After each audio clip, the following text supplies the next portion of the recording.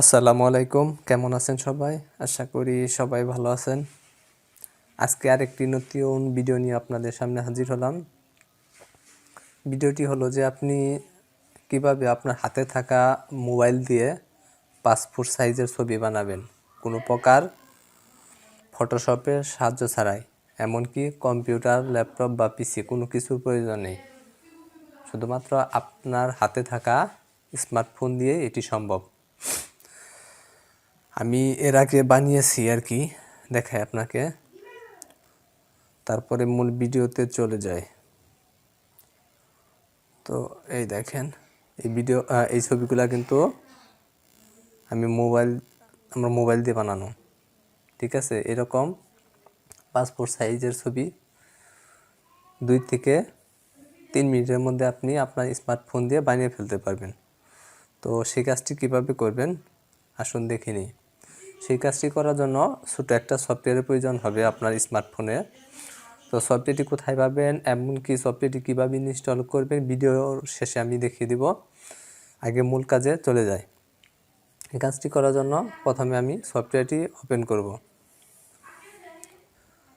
Open করার পর এটি ওপেন হতে একটু সময় নেবে আর কি।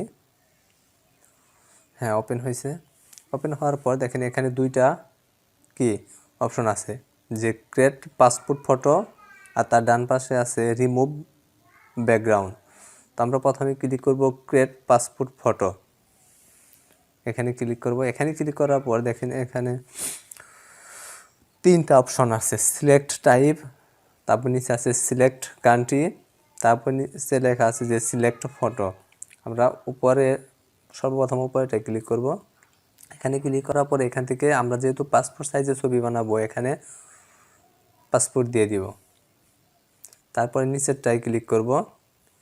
এখানে কান্ট্রি হিসেবে আমরা বাংলাদেশ দিয়ে দিব। এটা দেওয়ার একটাই কারণ, সেটা হলো যে আপনার এক এক দেশের পাসপোর্ট সাইজের ছবির এক এক সাইজ হয়। যার কারণে এখান থেকে আমরা বাংলাদেশের পাসপোর্ট সাইজের ছবির সাইজ যেটা সেটা দিয়ে দিলাম।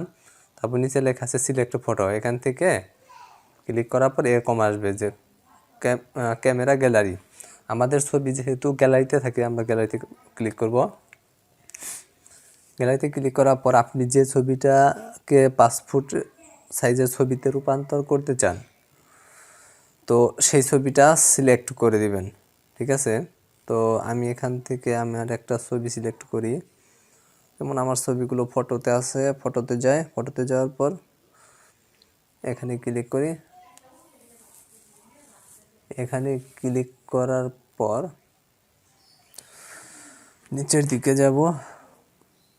আসলে ওই পাসপোর্ট সাইজের ছবিগুলো একটু ঠিকঠাকভাবে তোলা না থাকলে একটু সমস্যা করে।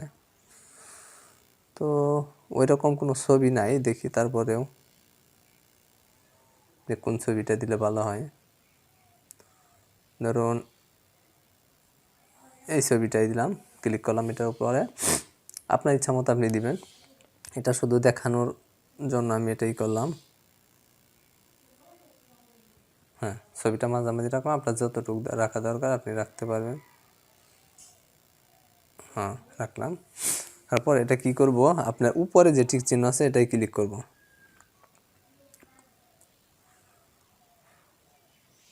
করার পর আবার এই টিক চিহ্নে ক্লিক করব। ক্লিক করলাম। এখন কিন্তু এই ছবিটার ব্যাকগ্রাউন্ড আগে রিমুভ করতে হবে আমাকে। তো এখানে দেখেন লেখা আছে যে অটো কাট বিজি, এখানে ক্লিক করব।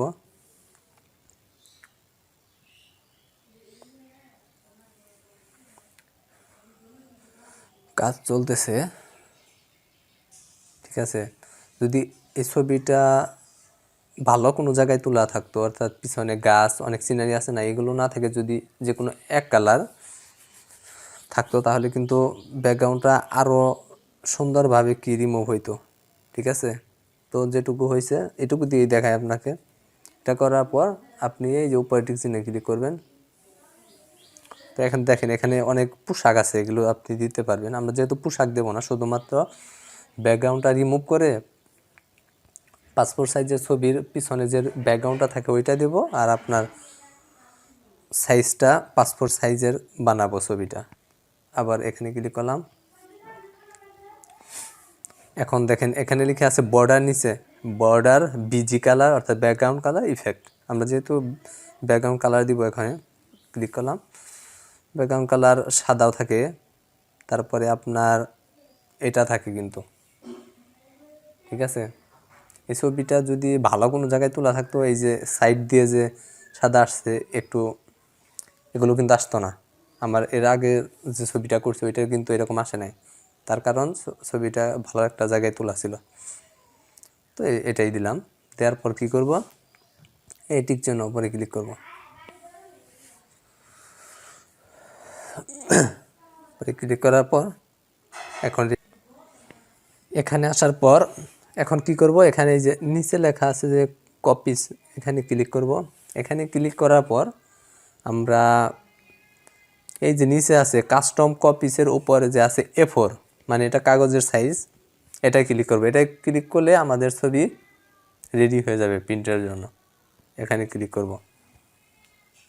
এই দেখেন কত কপি হয়েছে, 1 2 3 4 5 5 5 5 1 2 3 4 5 5 5 25, ঠিক আছে। তো এইভাবে আপনি যে কোনো ছবিকে পাসপোর্ট সাইজের ছবিতে রূপান্তর করতে পারবেন অতি সহজে। তো ছবিটা তোলার সময় একটু খেয়াল করে তুলবেন যে পিছনে ব্যাকগ্রাউন্ড যেন একই রকম থাকে। একই রকম থাকলে কি হবে, পরবর্তীতে আপনি যখন ছবিটা ব্যাকগ্রাউন্ড রিমুভ করবেন তাহলে আর কোনো সমস্যা হবে না আর কি, সব জায়গায় একইভাবে ব্যাকগ্রাউন্ডটা রিমুভ হবে। তো আজকের এই ভিডিওটি এই পর্যন্তই। তো যদি ভিডিওটি কার কাছে ভালো লাগে তো অবশ্যই ভিডিওটিতে একটি লাইক দিবেন, ভিডিওটি শেয়ার করবেন, আর পাশে থাকার জন্য অবশ্যই চ্যানেলটি সাবস্ক্রাইব করবেন। ভালো থাকবেন সবাই, ধন্যবাদ, আল্লাহ হাফেজ।